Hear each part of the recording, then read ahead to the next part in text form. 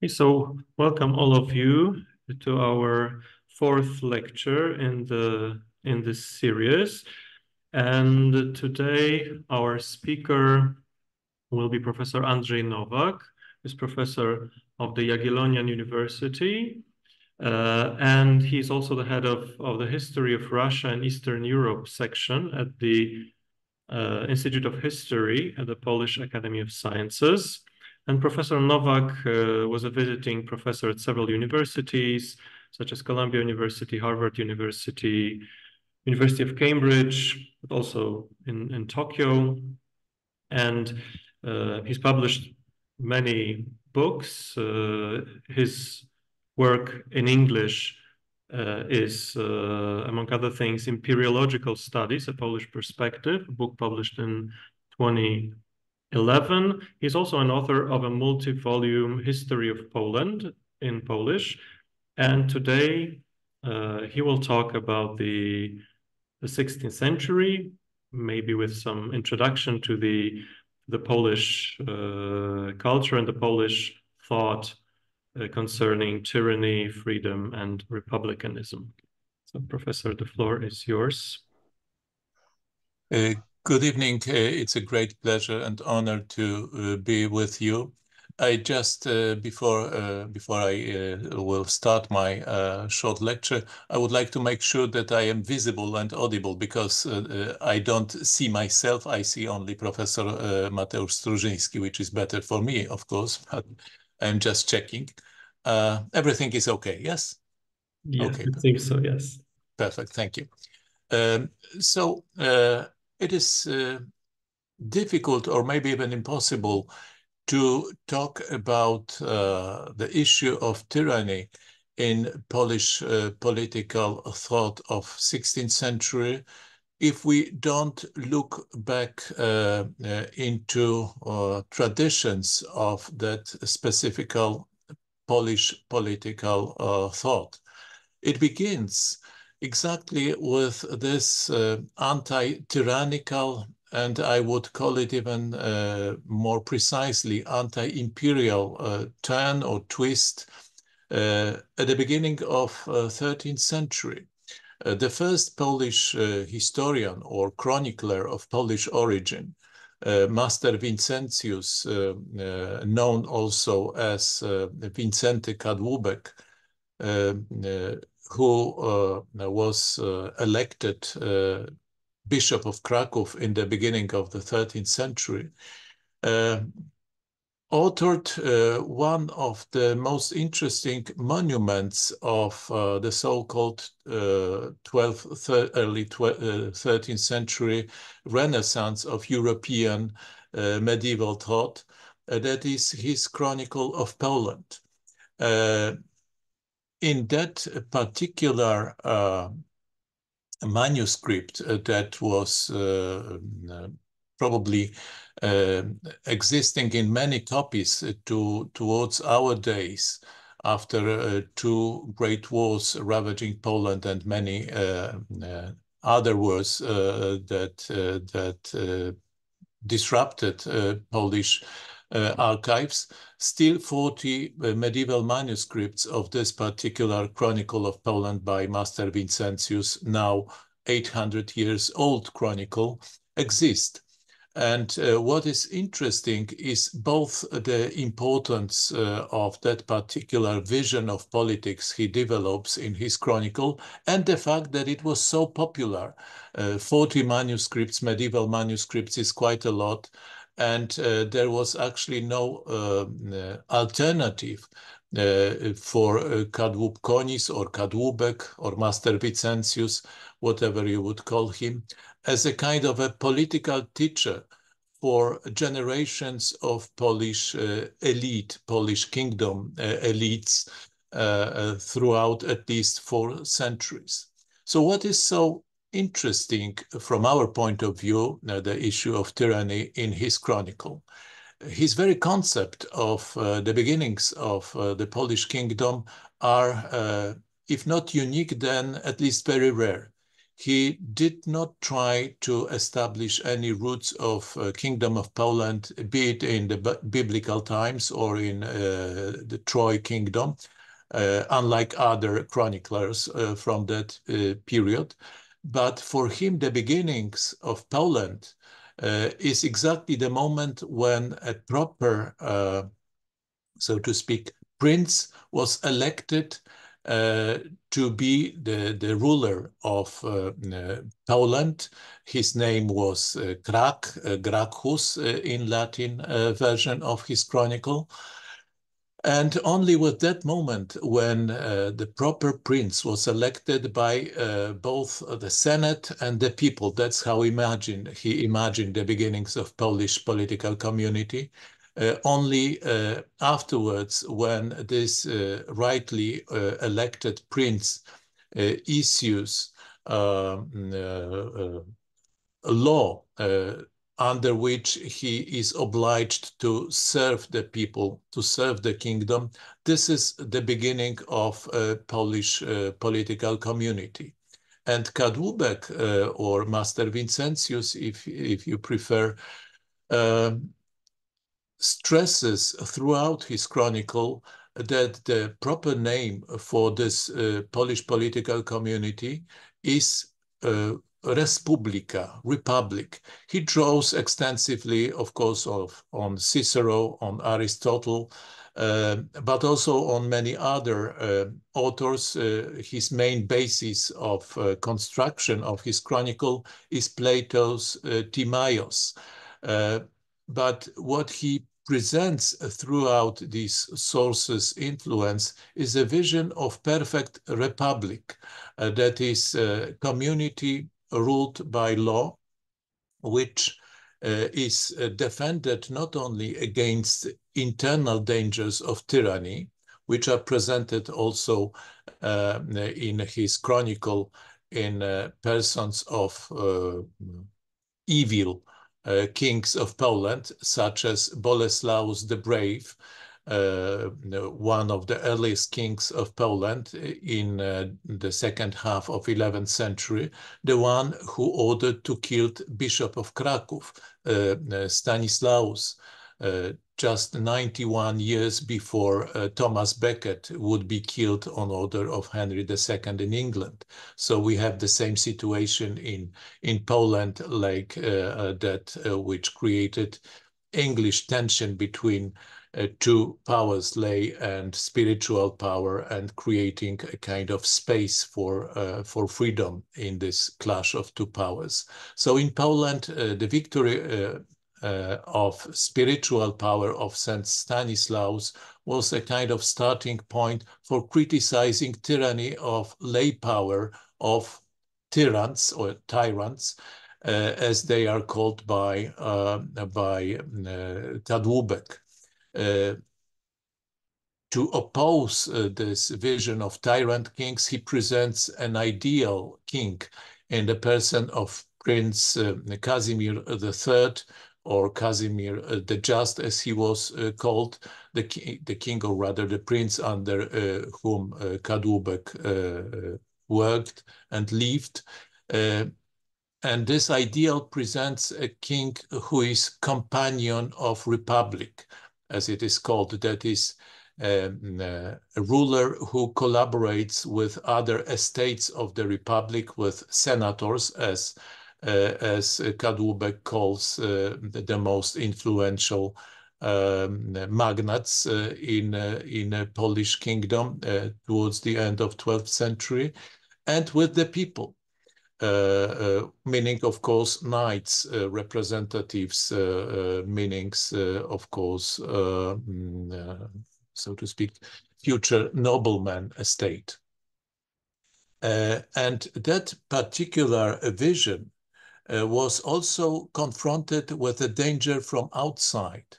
What is interesting in that vision of Kadłubek is his anti-imperial turn in depicting Alexander of Macedon, Alexander the Great, not as in most of other medieval chronicles, as a great hero, the great and admired conqueror, but quite the contrary, as insatiable tyrant who wants to deprive of liberty, of freedom, other polities.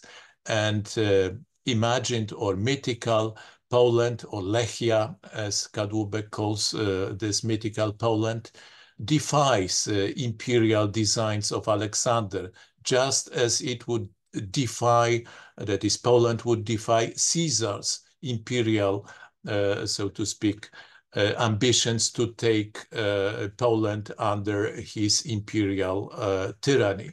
So that's quite unique in medieval chronicles, to portray both Alexander of Macedon and Caesar as dangerous tyrants, especially Alexander of Macedon, who wants to establish a kind of universal imperial rule over other polities.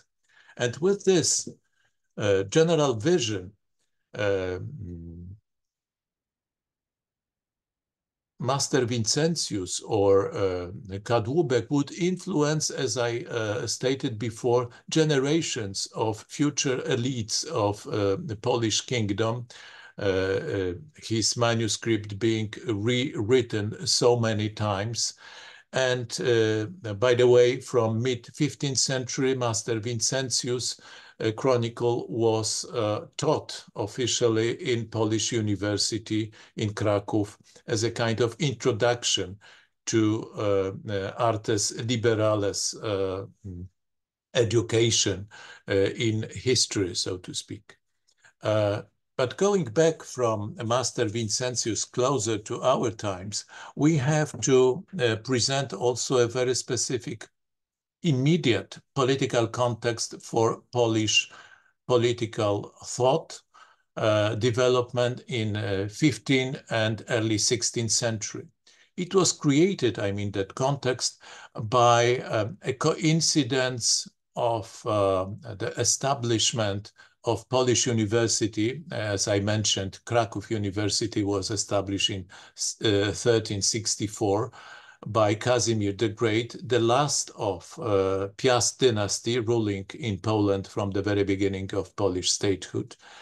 And exactly the demise, the end of Piast dynasty, these two, so to speak, elements together, establishment of a university center as a kind of center of political theories with practical issue to be resolved, of establishing a new system of rulership in Poland with the end of the so-called natural dynasty, that is Piast dynasty. The system began to evolve already under Casimir the Great, who knew that he would have no legal male heirs. So he established a kind of political deal with his neighbor and political friend, Louis Anjou, great king of Hungary, and transferred, so to speak, his rights for the Polish throne to Louis d'Anjou. However, after gaining the throne, Louis d'Anjou was not completely, so to speak, understood by Polish elites, Polish political elites, as a natural ruler of Poland. And due to the fact that Louis d'Anjou did not have male successors, but only 2 and afterwards 3 daughters, he had somehow to convince or to make a political deal with political elites of the Polish kingdom to make room for succession for one of his daughters to the Polish throne. And this begins a series of privileges that would form both institutional, legal, and I would say intellectual framework for the Polish political understanding of liberty. The first such privilege was issued by Louis the First in Poland. It was his number. In 1374, it was so-called privilege of Koszyce, from the place where it was issued. The privilege established that only with the consent of the representatives of Polish noblemen, of Polish estates, king would be able to introduce any new tax save the one symbolical tax of two grosze, that is a small amount of money, for one measure of land, so-called one, that is equivalent of 60 acres. So from that moment on, from 1374, kings were deprived of introducing new taxes without the consent of a kind of political representation of the nation. But what it did mean, political representation of the nation? Of course, it was a narrow circle of the most powerful noblemen. One could call them a kind of aristocracy, revolving around the throne in Kraków. But soon this narrow circle would be followed by a larger group of the whole nobleman estate, which was given, by the way, exactly at Koszyce privilege, the same guarantees as this narrow circle of elites. That is, that their voice is necessary to introduce any new taxes in the Polish kingdom.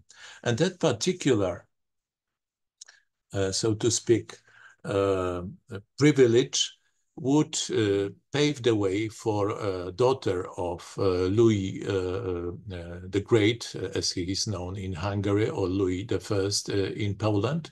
His daughter, Edwige of Anjou, would enter the throne after his death, but he was very young and he needed to have a husband. So it was decided by the leading group of Polish noblemen from Kraków that the most appropriate candidate would be Jogaila, the Grand Duke of Lithuania, northeastern neighbor of Poland, a pagan, still pagan principality. So the idea of baptizing Lithuania in Catholic faith through that marriage, through that union, would begin the longest existing political union in European history, because from the date of the marriage, 1386, to the third partition of Poland in 1795, the union would survive for almost 410 years. And that union would have a great impact on future political culture in Poland, because it established a not only ethnic, but also multi-confessional community in Poland, to a Catholic majority in Poland itself, Eastern Orthodox people living in a large part of the great Lithuanian duchy would join this community. So the issue of linking freedom, liberty, with freedom of faith would become very early, since the beginning of 15th century, an important element of creating both the vision of good prince, good king, and the tyrant meaning the king that would deprive a part of his subjects the right of freely expressing their particular faith, be it Eastern Orthodox, Catholic, or Protestant, of course, from the beginning of 16th century and Reformation. All that began exactly with the union with Lithuania. But the other issue that was coming to the fore was connected more closely even with our subject. That is further development of privileges, broadening the Polish political institutions of liberty. After death of Hedwig, Jogajła stayed on the throne as Władysław Jagiełło, Ladislaus Jagiełło, but he was not considered fully legal because he was only married to the legal successor of the previous king. And in order to establish a kind of a new dynasty, he had to pay, so to speak, with other privileges given to the nobility, to the knighthood estate. And that particular process was actually started at the moment he was crowned in Krakow, even before Hedwig died, because he was a kind of a prince consort, not fully king in this initial stage of his political career in Poland. So he was considered to be elected by Polish noblemen as a kind of elected king. So he's considered by many historians as the first elected king in Poland. In order to establish his dynasty, to be elected, his sons, whom he would have from his fourth marriage, Jogajła paid with, or Władysław Jagiełło paid with further privileges. The most important among them was the one from Czerwińsk, 1422, that established, so to speak, inviolability of property of noblemen, and another one from 1430 and 1433, issued in Jelenia and in Krakow, that established the new rule known as neminem captivabimus nisi iure victum. That is, from that moment, any nobleman, possessionatus, that is, any nobleman with any stretch of a land, could neither be imprisoned or punished without a judgment issued by a proper court. It was exactly the rule that would be established in Habeas Corpus Act in 1679 in England. So it is also important to compare the situation established in the Kingdom of Poland from 1433 with the situation in France, for example, where the king's lettre de cachet would be still used in 18th century. So there was no guarantee of personal freedom for any nobleman in such monarchies as the French one. In Poland, it was different from that particular Jelenia and Krakow privilege from 1430 and 1433. The final, so to speak, stage of development of Polish political culture of that period, which is interesting to us, came with the establishment of the fully operative Polish parliament. It began to be organized as was not unique, of course, in European history, at the moment when a Polish king needed noblemen or knights to fight in a war. When the war broke out against the Teutonic Order to regain Polish Pomerania, Gdańsk Pomerania, in 1454, son of Jogajła, now the king, Kazimir Jagiellon, had to ask knights gathered to fight against Teutonic Order for further assistance in the war, and he paid again for this particular important military engagement, exactly with a new privilege granting, so to speak, the nobility, the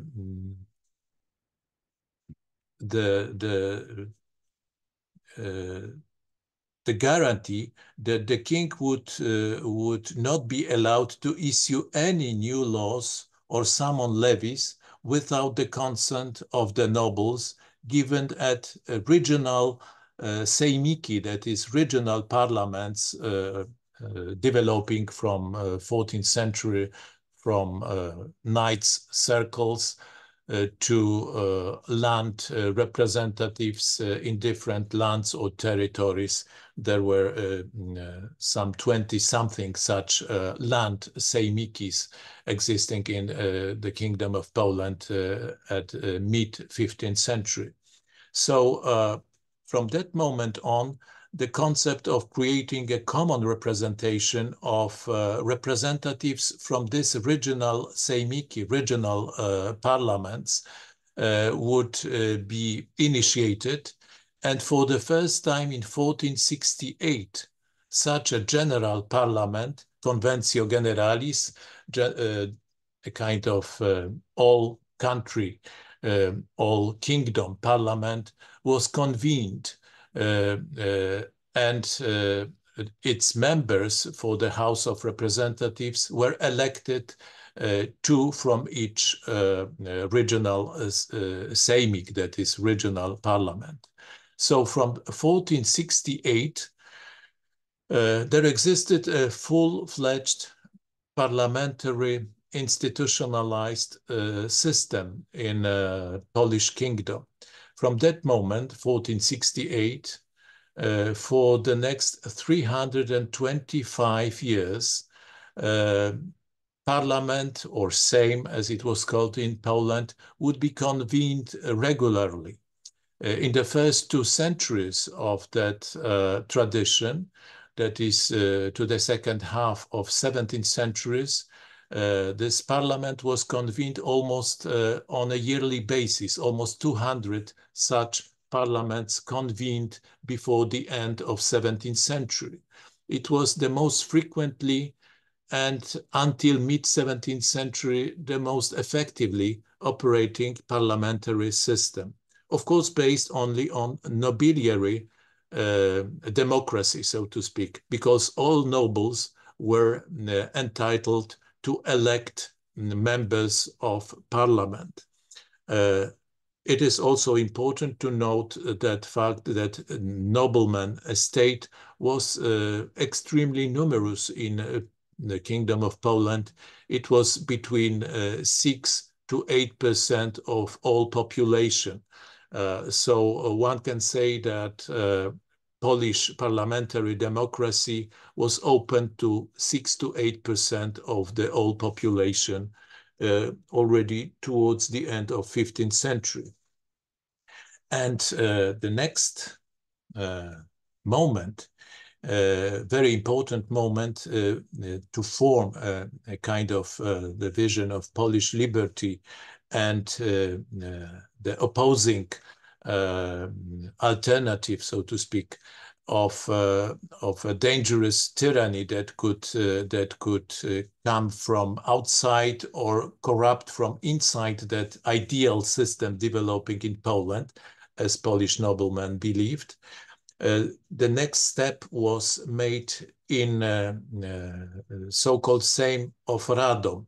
Radom is a city to the south of Warsaw, now capital of Poland, where in 1505 Parliament convened and issued a constitution known as Nihil Novi. I will quote a very brief passage from that particular constitution. all laws that were issued by parliaments were called constitutions in Polish tradition. So that nihil novi constitutions from 1505 declared in the name of the king, who was considered to be the first estate of the parliament. The second estate was Senate, and the third estate was House of Representatives. So nihil novi constitution went as follows.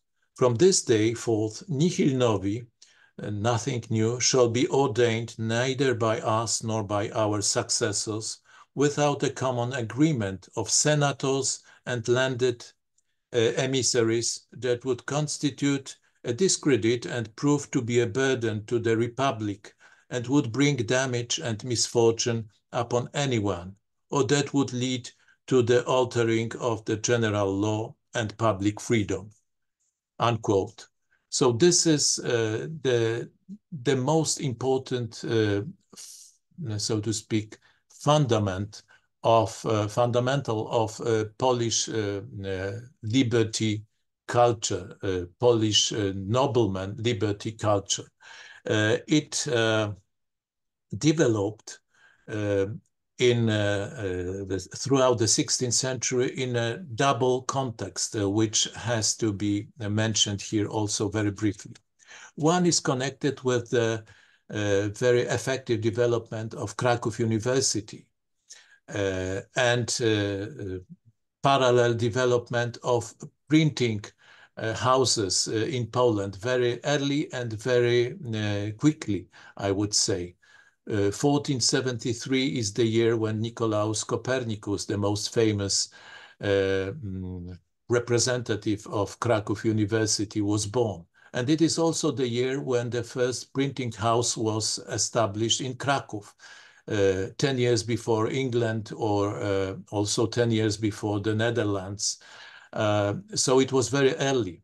In Kraków itself, as the capital of Poland in that time, throughout the 16th century, almost 4,000 titles were published, were printed, with an estimated press run of all these titles, more than 2.5 million books, which is quite a lot, quite intense, I would say, development of printed word as a means of political debate also. This was one of the most important elements of this press run, so to speak. Not only constitutions published, but also political treatises, political pamphlets would be dispersed throughout that means. And that particular coincidence would be used in another important context that would change the whole Europe, that is Reformation. Reformation came very early to Poland, already in 1520, 3 years after Luther revolution, so to speak, in Wittenberg. The first representatives of Lutheranism were establishing their strongholds in especially northern cities of the Kingdom of Poland. And quickly, especially Calvin version of Reformation would succeed among noblemen in both Lithuanian and Polish part of the kingdom. And this particular development of the new, so to speak, creed, the new faith, fighting for a full acknowledgement by still dominated by Catholic bishopry, Polish political establishment, would form one of motors, so to speak, of development of Polish political debate throughout the 16th century. So-called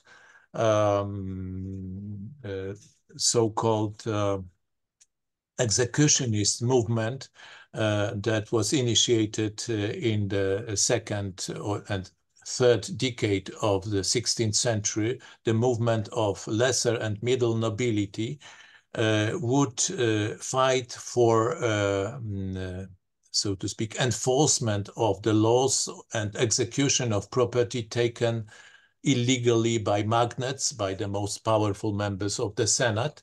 And this democratizing movement was led predominantly by Protestant, so to speak, leaders of nobility, and that's how this movement also promoted a kind of a vision of liberty as a liberty of or freedom of faith to be defended against encroachments of political power that want to curb or to exclude some versions of new faiths, of new creeds. And this is a kind of a context of developing the vision of tyranny. Usually when we speak about tyranny, Poland as a point of view on tyranny, we immediately think about Muscovy, Russia, as a natural counterpoint. But it was not so in the beginning of 16th century. That's a kind of paradox. I am specialist in Russian history, so for me it was also a kind of a paradox. But in the beginning of 16th century, it was not Muscovy, but Habsburg Empire that was considered the epitome of tyranny in the eyes of Polish noblemen, especially those from this executionist movement. Why it happened? The reason was connected with developments to the south of Poland.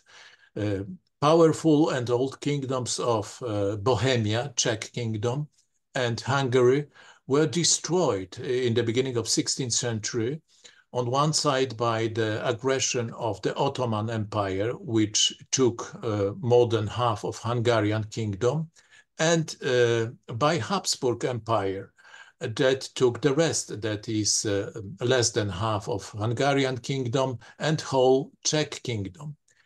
Poland was very much in constant contact, Polish elites, with both Czech kingdom and Hungarian kingdom, especially during the days of dynastic union between Jagiellons from Poland and their brethren or cousins ruling in Bohemia and in Hungary. So from the moment in 1526, when this independence of Hungary and Bohemia was liquidated after the Battle of Mohács, Polish gentry, Polish noblemen observed with horror how former liberties or freedoms of the nobility of noble estates in especially Czech Kingdom were curbed and then liquidated by Habsburgs, and how it linked with intolerance and I would say enforcement of Catholic domination in this predominantly, I mean especially Czech Kingdom, Protestant, former Hussite territories. So from that perspective, Habsburg Empire was perceived by Polish noblemen, Polish gentry of, let's say, mid-16th century as a natural, so to speak, as a natural source of tyranny close to Polish border, close to Polish realities. Only in the second half of the 16th century, when Ivan the Terrible took the throne in Muscovy and began his offensive towards the west, taking Livonia in so-called Livonian War, initiated in 1563, Muscovy would become to be visible as another emblem of tyranny, dangerous to especially Lithuanian part of Poland, but also to Poland itself. The third natural, so to speak, obvious, I would say, candidate from European perspective, Christian European perspective, for the role of the model of tyranny, Ottoman Empire, was portrayed as such only by this group of Polish noblemen and especially Polish magnates, that is this leading group of noblemen with their representation in Senate, that was pro-Habsburg, because for them to fight against Turks, against the Ottoman Empire, together with Habsburg allies, was identified still as a kind of Christian reconquista. But Polish noblemen were in general absolutely anti-imperial, as I said, and didn't want to engage themselves in any external war. So simply they didn't want any war also with Turkey. That's why throughout 16th century there was absolutely no war, only peace and peace treaties with Turkey between Polish Kingdom and Ottoman Empire. So only Muscovy and Habsburg empires were portrayed as a kind of symbols of this, I would say, tyrannical danger that contrasts with the development of freedoms in Poland. Towards the end of my introduction to a discussion, which I hope will ensue, I want to mention at least several names of the most important representatives of Polish political thought of 16th century that developed the concept of liberty and tyranny. The first of them was Stanisław Zaborowski,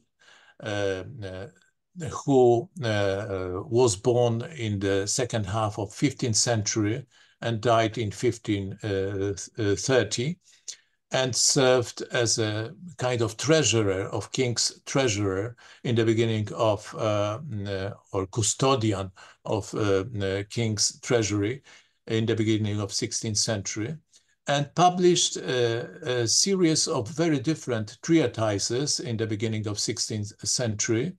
One of them about Polish orthography, for example, very interesting one.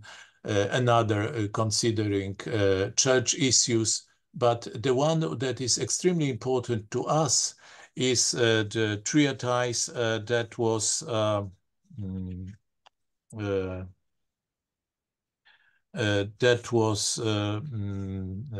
published in 1507 and was titled, just a second, I want to make the exact title to be quote. Tractatus de natura iurium et bonorum regis et reformatione regni ac eius rei publice regimine. Developing Aristotle, Cicero, Thomas of Aquina's argument to confirm that the goal of any state is bonum commune, and that any ruler should serve that goal, and whoever goes against that goal is a tyrant. Stanislaus Zaborowius, or Stanisław Zaborowski, stated, and I will quote in Latin very shortly,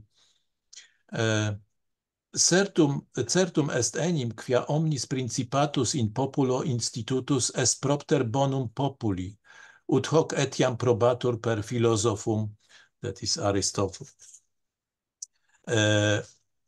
And he also stressed that the king is subjected to the community of all inhabitants of his kingdom and to the law, and not vice versa. And what he added, there is no time to delve into details of his concept, very interestingly, so to speak, developed throughout his treatise. But what seems to be a very interesting novelty in Stanisław Zaborowius' concept of a proper political order is his idea that the king should help to develop education of his subjects. And here I want to add another quotation. Sit etiam solicitus princeps, ut in principatu suo studia vigeant literarum illique multifloreant sapientes et industres. Immo ut idem dicit, si dominator regni non promoveat studium et non velit sibi subditos esse scientes, non est rex, sed tyrannus. So, if a king do not develop studies for his subject, he becomes tyrant. So this link between education and liberty is probably a very interesting, I would say, idea proposed by Stanisławus Zaborowius, and its opposition, that is link between tyranny and blocking access of subjects to education, is no less revealing. However, another important moment in that history of Polish political thought was connected with practical political issues to be dealt with. The moment when the last of Jagiellonian dynasty, elected every time with the death of old king, Sigismund Augustus understood that he would no have any legal heirs and had to prepare his kingdom for fully elective system, because there was no relative to be elected, no natural heir to the kingdom. So the first element of preparation for that change was the new and stronger union with Lithuania, established in 1569 in Lublin, so-called Lublin Union. It was coincided with the printing of all the statutes of Poland. I brought with me an original of these statutes issued in 1750 by Jan Herburt. And in Latin version, this book was taken 3 years after to France when the election time came, and the Polish representatives intended to offer the throne to French candidate. Before I will say a few words about this, I want to present also another book which presented also to Western, I would say, educated public, the fundamentals of Polish understanding of liberty and republic. That is Martinus Cromerius, a historian, Polonia, and his other book, which I present here, that is his Chronicle of Poland. Both of these books, as I mentioned, were taken by representatives of Polish Sejms, Polish Parliament, to France in 1753, that is year after demise of Sigismund Augustus, to make understandable what are conditions for any candidate to rule in Poland.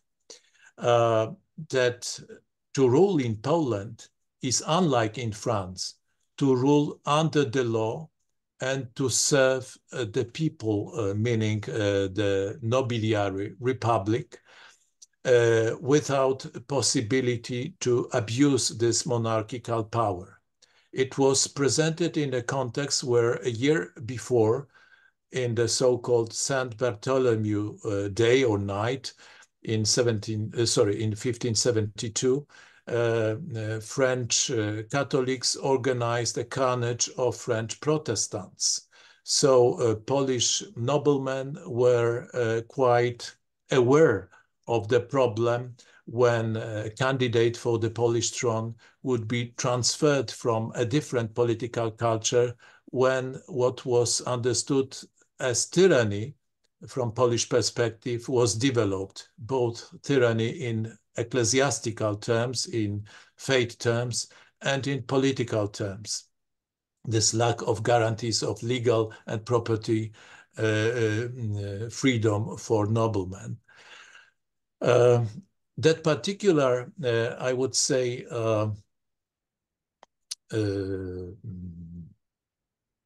fate issue was solved during the preparation for the first election after death of Sigismund Augustus in a Sejm convened in Warsaw, 1573. Special declaration, which is known as Confederation of Warsaw, was issued by the representatives of noblemen, both Catholic, Protestant, and Eastern Orthodox, that were present in that Sejm. And that particular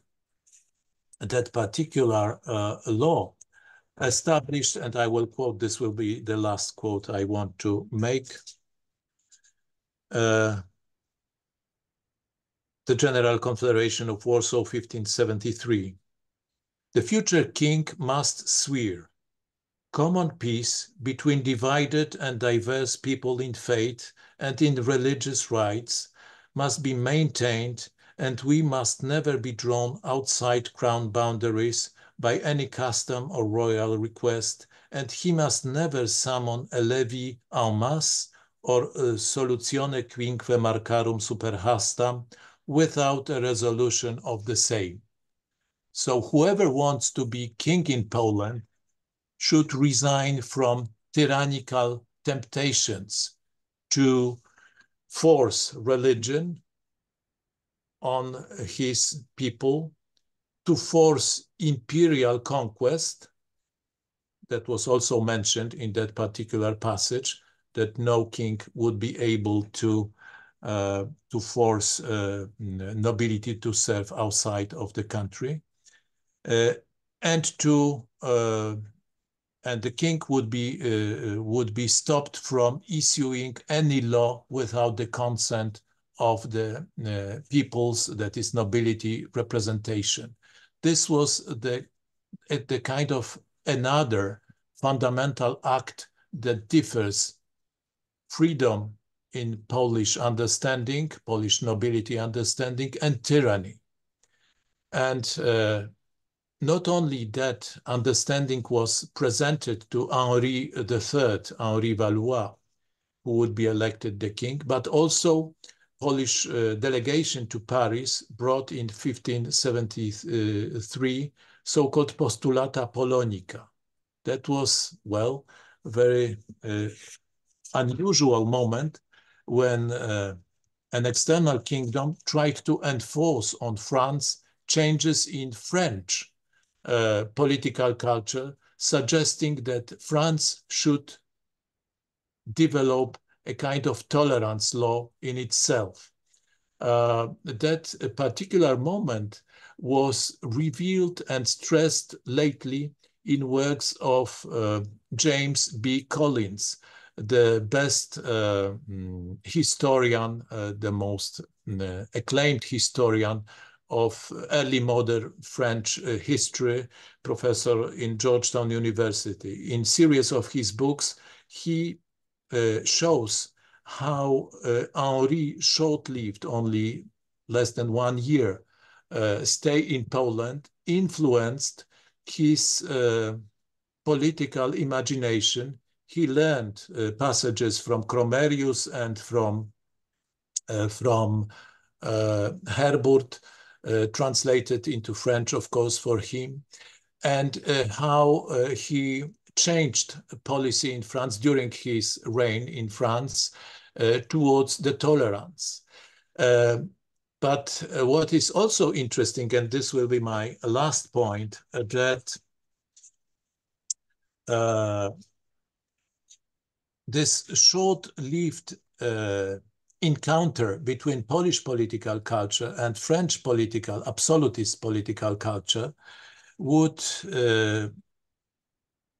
influence another important, I would say, point of tradition in Western anti-monarchical thinking, namely these translations from Jan Herburt, Marcin Kromer, which would be known also by Baudin, of course. But they influence Philippe Duplessis Mornay, one of the authors of Vinditiae contra Tyrannos, published in 1579, one of the most important Western European treatises that would pave the way for Republican thought in Western Europe in 17th and 18th centuries. Thank you. Thank you. Thank you very much for this fascinating lecture. And now we have some time for questions or comments and discussion. So while the audience is thinking about potential questions, I want to start by asking, following up on what you said about Henri de Valois, because he ended his life assassinated in France, which is an interesting, I would say, conclusion to what you said. So my question would be, could you tell a bit more about the figure, the meaning of the figure of the king in this Polish political culture? Because already in the Middle Ages, of course, we have the ritual of the anointment, and there is and we had a lecture dedicated to it last year, how the idea of a king as someone anointed by God develops in the Middle Ages. But then in the 16th century, there is another strand or another attempt to strengthen the power in the Western Europe, to strengthen the power of the kings by claiming divine right. And so there is a lot of thinking around the symbolic meaning of the king. So since in Poland the king was elected by the nobles, and so his power wasn't that great in comparison to the Western monarchies. How in the Polish political thought the person of the king or the figure of the king was understood? Mm-hmm. So first of all, just one short remark about the election. Who was entitled to elect from 1573, where the rules of election were established. Every nobleman, male nobleman, had right to take part in election in person. That's why the election was called viritim, men by men. In the first election, between 40 to 60,000 electors came, because it was difficult to come in person from such a big country, 1 million square kilometers big as Poland, Lithuania in 16th century. But 60,000 electors in one place is quite a lot. So that's how the elections, in subsequent elections, that would be usually less, several dozens of thousands, or usually something like this. So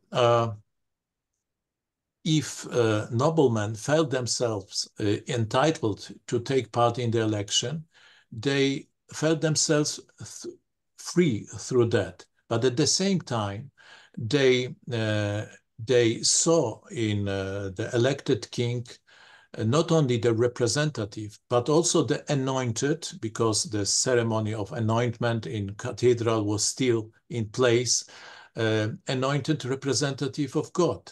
So one other important representative of Polish political thought in 16th century, Stanisław Orzechowski, Stanislaus Orychowius, who died before the first election came. He died in 1566. He was extreme in extolling Polish liberty as absolutely unique. He stated that there are three elements that any nobleman in Poland, Lithuania owes to the king. The first is the symbolical tax established in Koszyce Union, this very low flat tax. The second one is necessity to serve militarily in defense of the territory of the kingdom. When king summons, you have to fight, but only in defense of the kingdom, not to go beyond the borders of the kingdom. But the third element is also important. It is simply you have to revere your king. Tytuł na pozwie, that's how it is called in this formula of Stanislaus Orychowius, but means simply reverence to your king. King still is the king. And until the second half of 17th century, this fragile, I would say, balance between nobleman wariness of freedom endangered by king and reverence to king was kept only towards the end of 17th century after devastating wars with Sweden, Muscovy, and other occupants. This balance would crumble and would change into a fight between majestas and libertas, inter majestatem ac libertatem. So the king was understood as the first estate in the parliament. The second estate was Senate. The third estate was the House of Representatives. Without the first estate, nothing could be done in kingdom. So there was a very important place for king in this system. However, this place was restricted, and this is something which I should add in my lecture as well. So thank you for this occasion to do it now. From the moment of the first election of Henri Valois in 1573, the principles of the election were to be sworn by any next king. These principles were called Henrician Articles, from the name of the first elected king. And one of the most important of these Henrician Articles, that is fundamentals of Polish legal political system, was renewed medieval concept of jus de non prestanda obedientia. That is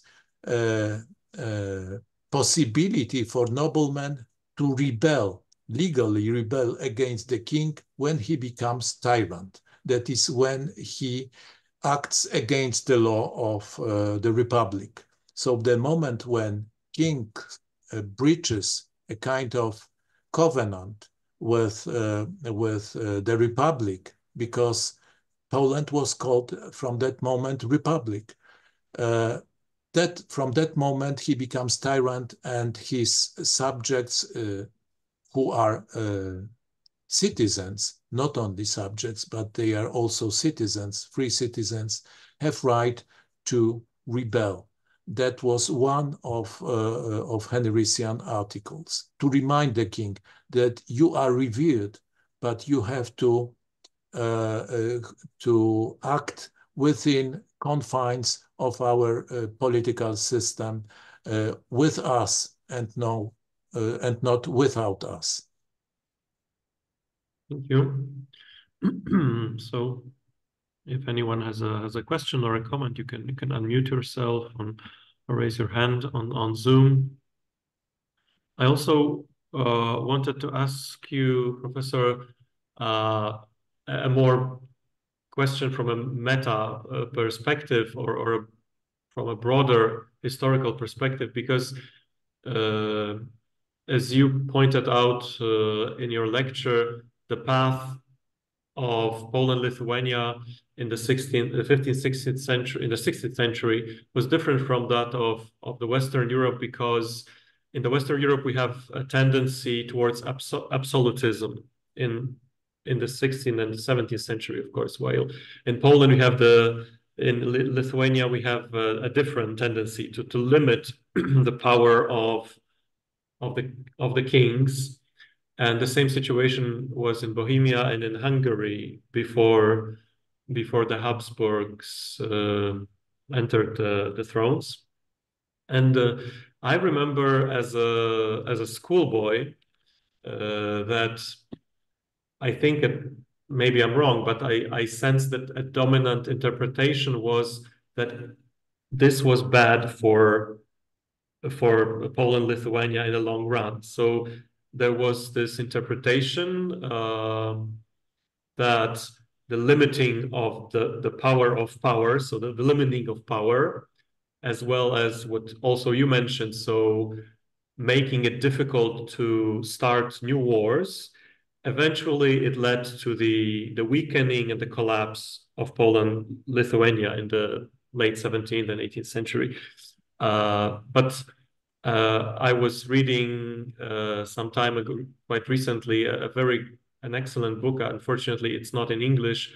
The English title would be Younger Europe. It's a book by Jerzy Kłoczowski, a Polish historian, about late medieval Poland, Bohemia and Hungary, and Central Europe in general. And he says that, of course, a different story could be told, namely that the limiting of power in Central Europe in general was the legacy of medieval political thought and the medieval view of political community. And of course, maybe it led to some anarchy later for various reasons, but it's something important that was preserved in Central Europe. But I haven't studied that, but I realize there are probably opposing views among historians.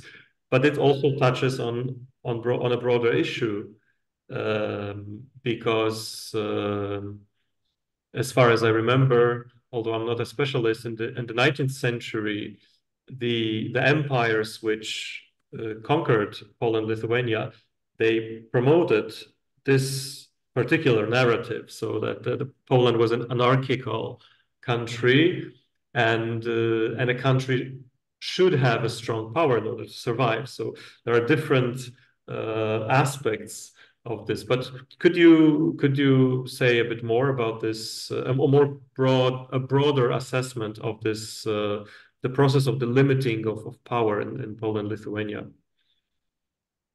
Thank you. Let me start from the end, that is from the notes, footnotes. You mentioned Jerzy Kłoczowski.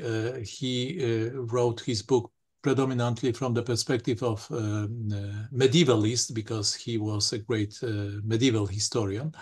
But fortunately, we have now access, that English-speaking public has access to many more recent developed books and articles presenting this particular Polish experiment in the form of Polish-Lithuanian Republican Commonwealth. And I would like to recommend especially works by Anna Grześkowiak-Krwawicz, historian from Warsaw and Gdańsk, who published her main book about Polish political culture, Aurea Libertas, in English, but also published several articles in a series initiated by Quentin Skinner and Mark van Gelderen, together with another author from Poland, Edward Opaliński. So I want only to suggest that there are many now books that interprets Polish history of liberty not only as an example of disastrous anarchical blunder, so to speak, but as a specific political culture of European republicanism. By the way, also the first 5 volumes of my history of Poland are also published in English, so they are also available as a kind of alternative view. As you mentioned, this view that Poland or Polish-Lithuanian Commonwealth were so anarchical that they deserved only dismemberment, final elimination from the map, was sponsored and strengthened by the neighbors who made this partition of Polish-Lithuanian state in the 18th century. And I am coming back to your observation because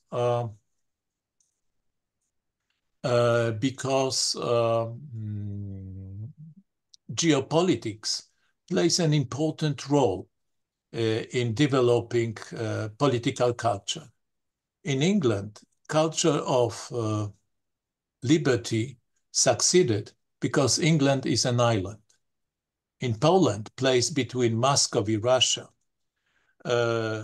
German conglomerate of principalities soon to be dominated by the most aggressive among them, that is Prussia, and Habsburg empires, it was not that easy to keep this system which we began to describe in this lecture, because it could be undermined from outside by neighbors, because liberty, freedom could be always misused.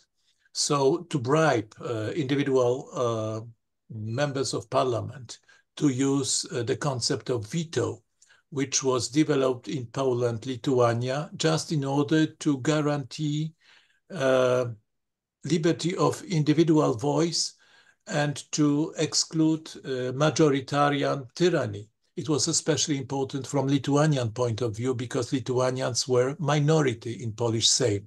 So they valued this possibility of veto. But when your neighbor can bribe individual, so to speak, representative of the Sejm and to veto, to stop legal system by individual veto, the whole political system begins to crumble. And that's what exactly happened with the system of bribery initiated by Habsburg and continued by Russia and then by Prussia. So the vision which you described as a school textbook vision of Polish anarchy was formed not only by so to speak, propaganda of neighboring powers that liquidated through the way of military aggression Polish-Lithuanian Commonwealth in 18th century, but also by Polish historians who formed that particular picture from a very, I would say, particular point of view, namely the second half of 19th century, the times of Bismarck, the times of full domination of Russian Tsardom, Prussian Second Reich, organized by Bismarck, and Habsburg Empire over ex-Polish territories. So they saw, these historians, known as Kraków School of Historians, the whole history of Poland as a catastrophe, because they observed that particular history from their life point of view, in which there was no Poland, only powerful empires like Germany reunited by Bismarck or Imperial Russia. So they simply projected that particular political context of their lives into their historical view. In the beginning of 21st century, I'm writing, or anyone else can write, its history of Poland from obviously different perspective. Poland is independent. Germany is not any Reich anymore. Russia, however imperial, is, well, stopped not by Poland, but by Ukraine, which is one of successor states of Polish-Lithuanian Commonwealth. So times changed, and Poland does not look completely on a losing side of history in the beginning of the 21st century. But what makes that debate, historiographical debate, more interesting is not just political context, but also historiographical context. Exactly the Machiavellian moment introduced by the work of J.G.A. Peacock some 50 years ago, the new interest in the Republican traditions of European thought, Quentin Skinner's studies of republicanism, and organizing around him a group of scholars from all over Europe, so to speak, recovered traditions of Polish-Lithuanian republicanism from oblivion and made it a point of interest again. That's why I think this is a part of ongoing debate in which political contexts change, historiographical contexts change, and, well, I am just well, a representative of my own time and of my own context. Thank you. Thank you. Yes, I think it's particularly interesting in the current period where there seems to be two rivaling worlds almost. So the so-called Western world with this tradition and the world of autocratic states like Russia and China and Iran. So it's in different periods, of course, it has a very different context, but this discussion and the same arguments are being made. So there are arguments that, for instance, democracy is weak. And we heard that during COVID pandemic and so on. So the Chinese were more effective because they were their power was not limited. So I think it's very interesting how the same arguments are repeated in different historical periods and different contexts. So I think that the debate is not only about the history of Poland or Lithuania or this part of Europe, but it has a very it's a deeper significance, I think.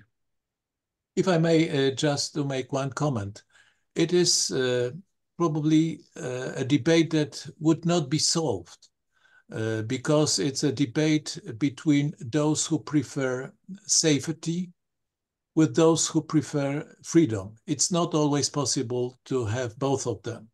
And I want to quote Jean-Jacques Rousseau, who in the beginning of his Contrat Social quotes Polish one of the best representatives of Polish political culture,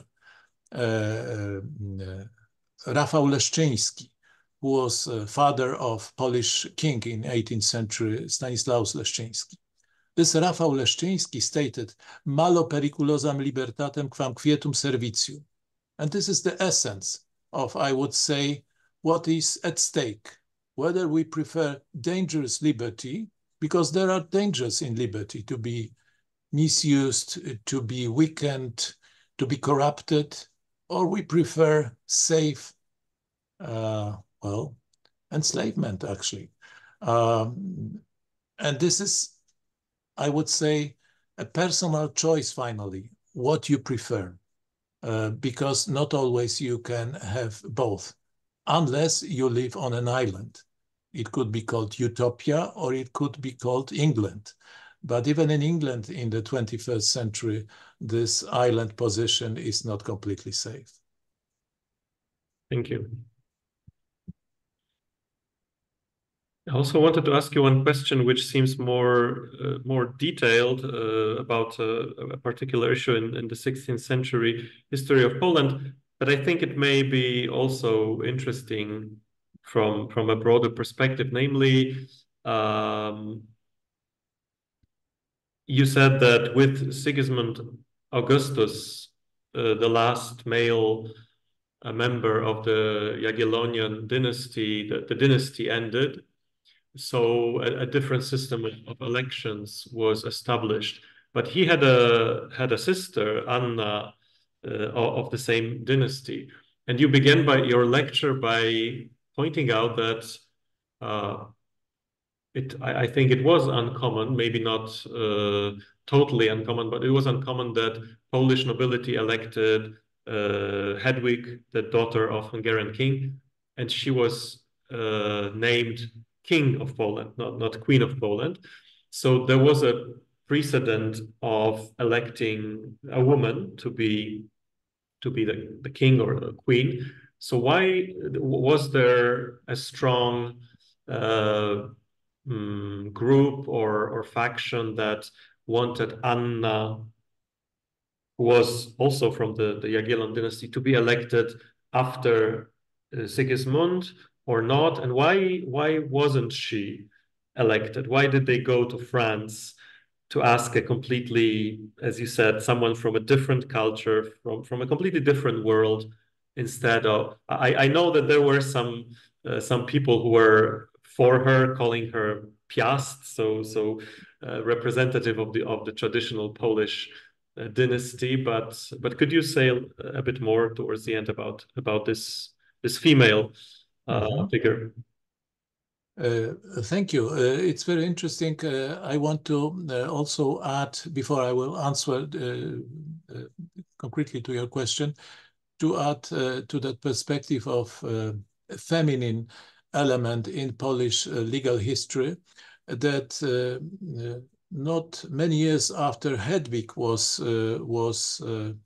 established as Polish king in the end of 14th century, during the conflict with the Teutonic Order over the territories of Pomerania and also of Żemaitia, that is part of Lithuania, a Polish diplomatic and legal representative, Mikołaj Cebulka was his name, in a process, in a trial, legal trial, with Teutonic Order in 1412, 1413, presented a very original very original argument, claiming inviolability of women's right to their property, because he used that argument suggesting that there is a daughter, there was a daughter of Vytautas, that is Grand Duke of Lithuania, existing in union with Poland at that time. And without her consent, territories of Żemaitia were not to be alienated from Lithuania, because Teutonic lawyers suggested that Vytautas, that is ruler of Lithuania, accepted the deal with Teutonic Order, giving them, that is Teutonic knights, Żemaitia. And this legal trick used the rights of legal hair, female hair of Vytautas, to be protected against this, so to speak, a concept of property ownership only by male successors. So this is to show that this aspect was present in Polish legal institutional thinking throughout 15th century. But as regards exactly Anna, sister of Sigismundus August, one of two sisters that survived Sigismund Augustus, the other one was Catherine, who married the Swedish king. So Anna had one important, so to speak, factor making her probable king of Poland, namely exactly her genes as successor of Jagiellonian dynasty. But she also represented strong and devout Catholicism. And this was something that enraged against her a very powerful group of electors that were Protestants. This Warsaw Confederation, which I mentioned from 1573, was meant to establish a kind of peace between denominations, between different creeds, between faiths in Poland. And devout Catholic, as she was considered, could be presented as a possible danger to that balance, to that peace. Another element, well, one has to admit, was the fact that she was not considered very bright, not very intelligent. So in the next round, so to speak, after Henri III fled to France to take throne in France in his homeland, the next election elected exactly Anna of Jagiellon, but not as a sole king, but it was established that she married Stefan Batory, that is prince from Hungary, prince from Transylvania, who was considered more tolerable for Protestants. So that kind of union, not only between male and female, but also between strongly Catholic and more tolerant ruler, made only possible to elect her and Stefan Batory in 1576, that is 3 years later. So this issue of religion was vital in this first elections, very much so. Thank you very much, Professor, and thank you for once again for your lecture. It will be available on our YouTube channel and also on a website, Tyrannica, which is operates at the University of Nottingham, which because it's a part of our cooperation with Edmund Stewart for University of Nottingham, so all the lectures can be seen online. So I also want to thank you, today's audience, for your presence, for listening to the lecture, and thank you once again, Professor, and have a very good evening, and also all of you as well. Thank you. The same to you. Goodbye.